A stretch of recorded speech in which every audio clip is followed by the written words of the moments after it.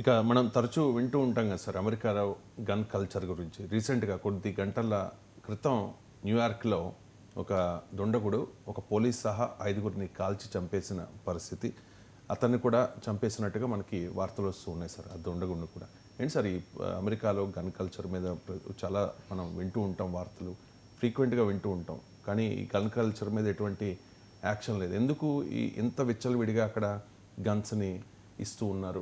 And అమెరికాలో ఉన్న ఈ గన్ కల్చర్ గురించి మీ కామెంట్. అంటే ఇది వాస్తవంగా చాలా కాలంగా ఉన్న సమస్య. ఇప్పుడు ఇన్సిడెంట్ అయితే ఇది న్యూయార్క్లోని పార్క్ అవెన్యూ స్ట్రీట్ అంటారు. నేను కూడా 2013లో మ్యాన్హట్టన్ వెళ్ళాను, న్యూయార్క్ వెళ్ళాను. చాలా అంటే టాప్ కంపెనీస్ ఉన్నటువంటి ప్రాంతం ఇది.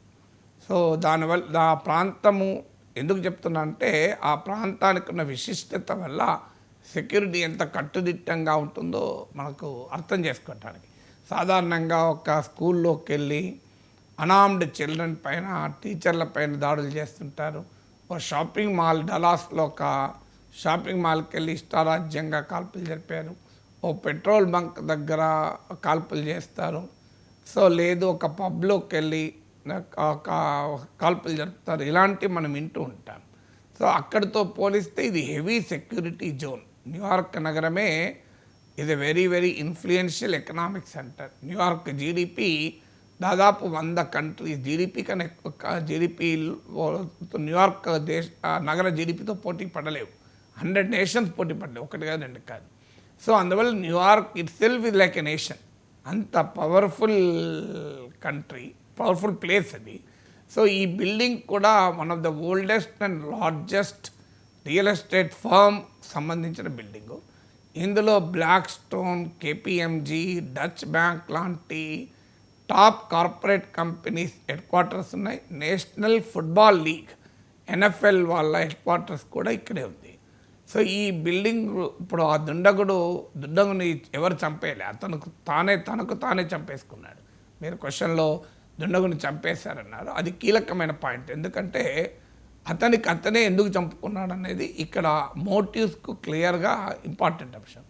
ఎందుకంటే అతను 27 years కాల్పులు జరిపాక న్యూయార్క్ సెక్యూరిటీ పోలీస్ ఆఫీసర్ని చంపేసి లోపలికి వెళ్ళాడు. లోపలికి కూడా ఇష్టారాజ్యంగా కాల్పులు జరిపితే 5గురు చనిపోయారు. చివరకు గన్ తనకు తానే గురిపెట్టుకొని కూడా చచ్చిపోయాడు. సో అంటే ఏంటి అర్థము? క్లియర్గా ఇది మెంటల్లీ బహుశా డిస్టర్బ్డ్ అయి ఉండాలి అనటానికి. ఇతరులు చంపడమేమో కోల్డ్ బ్లడెడ్ క్రైమ్, తనకు తానే చంపుకున్నాడు అంటే క్లియర్గా ఈ should be some mentally unsound person అయి ఉండవచ్చని అంచనా. We really don't know. అందుకే తాను చంపుకున్నాడా, ఇతరులు చంపారా అనేది అంత కీలకమైన అంశం. Motive established.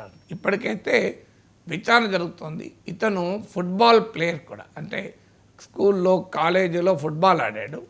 ఈ బిల్డింగ్లో నేషనల్ ఫుట్బాల్ లీగ్ వాళ్ళ హెడ్ క్వార్టర్స్ ఉంది.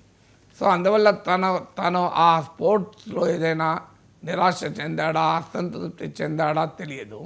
సో అందువల్ల ఇప్పటికైతే లింక్స్ కాస్త ఎస్టాబ్లిష్ చేస్తున్నాడు. తనకు తానే చంపుకున్నాడు కనుక మేబీ మెంటల్లీ అన్సౌండ్ అయి ఉండవచ్చని. నేషనల్ ఫుట్బాల్ లీగ్ హెడ్ క్వార్టర్స్లో ఈ హత్యాకాండ జరిపాడు. తాను కూడా ఒక ఫుట్బాల్ ప్లేయర్ కనుక ఆ రెండింటి మధ్య ఏమైనా లింక్ ఉందా? So still we really do not know. అంటే హై సెక్యూరిటీ జోన్లోకి ప్రవేశించి బాగా సెక్యూరిటీ ఉండే కార్పొరేట్ కంపెనీస్ హెడ్ క్వార్టర్స్ ఉండే బిల్డింగ్లోకి ప్రవేశించి ఎలా చేయగలిగాడు అని. అందులో New York is a democrat controlled country state. అమెరికాలో ఏంటంటే డెమోక్రట్ కంట్రోల్ స్టేట్స్లో గన్ లాబీ పైన రెస్ట్రిక్షన్స్ ఎక్కువ ఉంటాయి. అమెరికన్ పొలిటికల్ సిస్టంలో డొనాల్డ్ ట్రంప్ రిప్రజెంట్ చేసే రిపబ్లికన్స్ ఏమో ప్రో గన్ లాబీ, అంటే నేషనల్ రైఫల్ అసోసియేషన్ అంటారు. సో ఈ గన్ తుపాకులు పట్టుకొని ఉండాలి, గన్స్ పైన ఎలాంటి రిస్ట్రిక్షన్స్ ఉండకూడదు అనే వైఖరికి రిపబ్లికన్లు అనుకూలము. డెమోక్రట్లోమో దానికి భిన్నమైన వైఖరి, అంటే గన్స్ పైన రిస్ట్రిక్షన్స్ ఉండాలి అని వాదించేవారు. సో అందువల్ల ఈ New York is not even Republican control. అంటే గన్ వైలెన్స్కు స్వేచ్ఛాయుత వాతావరణాన్ని కల్పించే రిపబ్లికన్ల పాలనలో ఉన్న ప్రాంతం కూడా కాదు. అందువల్ల ఇన్వెస్టిగేషన్ జరిగితే తప్ప అసలు ఏమై ఉంటుంది అనేది మనకు తెలియదు. ఇక నెక్స్ట్ పాయింట్ ఏంటంటే గన్ లాబీ ఏంటని. అమెరికాలో national Rifle association, this is the most influential gun lobby. ఇది ఫైర్ ఆర్మ్స్ ఇండస్ట్రీ, అంటే ఈ తుపాకులు తయారు చేసే పరిశ్రమకు రిప్రజెంట్ చేస్తూ ఉంటుంది, గన్ యూజర్స్ని కూడా రిప్రజెంట్ చేస్తుంటుంది. ఈ నేషనల్ రైఫల్ అసోసియేషన్ గన్ యూజ్ను ప్రమోట్ చేసే ఒక రిక్రియేషనల్ ఆర్గనైజేషన్గా ప్రారంభమైంది. So the thrill of using gun దాన్ని ప్రమోట్ చేయాలని మొదలైంది. కానీ కాలక్రమేణా ఒక ఇన్ఫ్లుయెన్షియల్ ఫైనాన్షియల్ లాబీగా తయారైంది. ఎలా ఇన్ఫ్లుయెన్స్ చేస్తుంటే, ఒకటి తమకు అంటే గన్స్ పైన ఏ రకమైన రెస్ట్రిక్షన్స్ పెట్టవద్దు అని వాదించే రాజకీయ నాయకులకు ఫండింగ్ చేస్తూ ఉంటుంది. ఈవెన్ వాళ్ళ ఎలక్షన్స్లో కూడా భారీగా ఫండింగ్ చేస్తూ ఉంటుంది. ఇది మొదటి రకం ఇన్ఫ్లుయెన్స్. నేరుగా తమకు అనుకూల, అమెరికాలో అవినీతికి ఒక అందమైన చట్టబద్ధమైన పేరు లాబింగ్.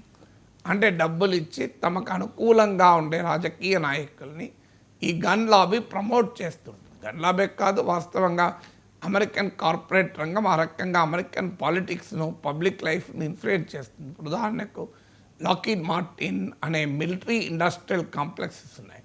ఈ military industrial complexes American foreign policy పైన బలమైన ప్రభావం చూపుతుంది. అందుకే అమెరికా ప్రపంచంలో ఉన్న అన్ని వార్స్లో ఇన్వాల్వ్ అవుతూ ఉంటుంది. కారణం, ఈ మిలిటరీ ఇండస్ట్రియల్ కాంప్లెక్సెస్కు యుద్ధం వస్తేనే లాభం కనుక. యుద్ధం రాకపోతే లాకీడ్ మార్టిన్ లాంటి మిలిటరీ ఇండస్ట్రీ పూర్తిగా మూతపడుతుంది.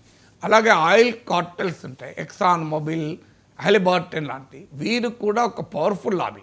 వీరు ప్రపంచవ్యాప్తంగా American foreign policy, strategic policy, oil ఇంట్రెస్ట్లను కాపాడుతూ ఉంటారు. ఉదాహరణకు ఇరాక్లో సద్దాం హుస్సేన్ అంతమయ్యాక అక్కడ లాభపడ్డది ఇలాంటి కంపెనీలు, హాలిబర్టన్, ఎక్సాన్ మొబిల్ లాంటివి. So American corporates public policy పైన ఇన్ఫ్లుయెన్స్ చేయడం అమెరికాలో సహజం. అందువల్ల ఈ నేషనల్ రైఫల్ అసోసియేషన్ ఒక రకమైన ఇన్ఫ్లుయెన్స్ ఏంటంటే, ప్రత్యక్షంగా తమకు అనుకూల పొలిటీషియన్లను స్పాన్సర్ చేస్తూ ఉంటారు. ఇది మొదటిది. రెండవది, ఇందులో గన్ యూజర్స్ కూడా లక్షల్లో ఉంటారు. ఇప్పుడు BBC కథనం చదివాను నేను ఇప్పుడే. సో అందులో అయితే అది 2023లో వచ్చిన కథనం. అందులో చెప్పిందంటే 3 million to 5 million మెంబర్స్ ఉంటారు నేషనల్ రైఫల్ అసోసియేషన్లో. అది అంటే 30 లక్షల నుంచి 50 లక్షలు, వీళ్ళంతా ఓటర్లు. సో వీళ్ళందరూ కూడా గన్ యూజ్ను అంగీకరించి, గన్ యూజ్ను ప్రమోట్ చేసి, గన్స్ పైన ఏ రకమైన రెస్ట్రిక్షన్స్ పెట్టకూడదు అని. మన దేశంలో ఇప్పుడు ఉదాహరణకు గన్ లైసెన్స్ కావాలంటే చాలా కష్టపడాలి. అందుకే ఎమ్మెల్యేలుగా, ఎమ్మెల్సీలుగా గెలిచిన వాళ్ళు, చాలామంది షోక్ ఉన్న వాళ్ళు మొదటిగా తీసుకునేది గన్ లైసెన్సే.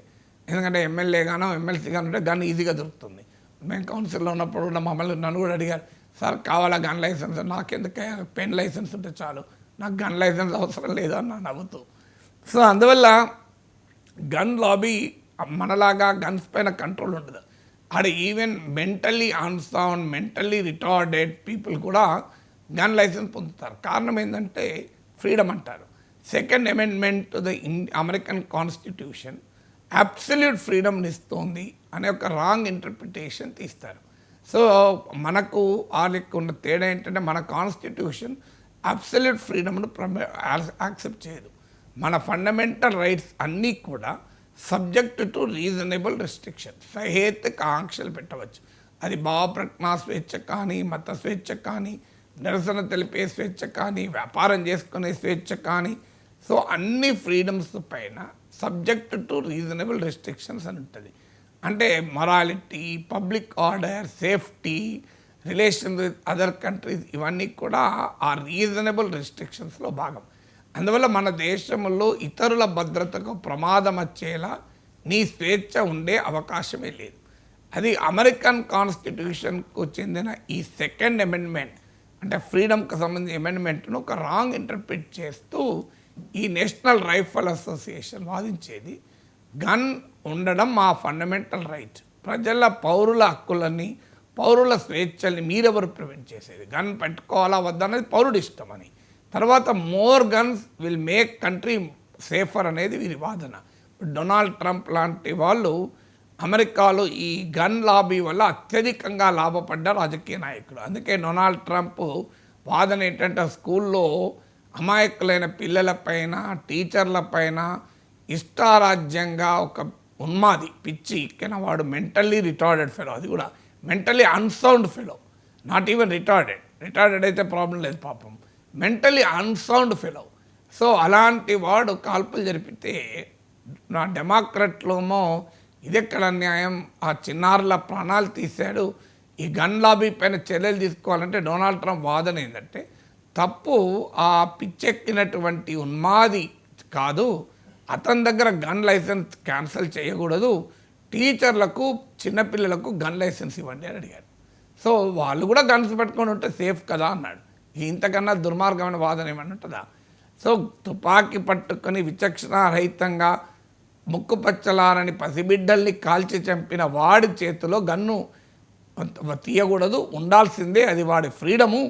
కానీ పరిష్కారం ఏంటంటే టీచర్లు చిన్నపిల్లలు కూడా గన్లు పట్టుకోవాలని, అంటే స్కూల్ బ్యాగ్తో పాటు గన్ పట్టుకొని వెళ్ళాలి. ఇది డొనాల్డ్ ట్రంప్ రాజనీతి. ఇది పబ్లిక్గా ట్రంప్ చేసిన వ్యాఖ్య, మీరు గూగుల్లో కూడా కొడితే వస్తుంది ట్రంప్ ఈ మాట అన్నాడని. సో ఇలా రిపబ్లికన్ సెనేటర్లు, ముఖ్యంగా రిపబ్లికన్ కాంగ్రెస్ మెన్ చాలా బలంగా ఈ ఫైర్ ఆర్మ్స్ ఇండస్ట్రీకి మద్దతుగా ఉంటారు. So America is a great country, civil technology, innovation, science, freedom for enterprise, ఇవన్నీ కరెక్ట్. కానీ అదే it's a great knowledge centre.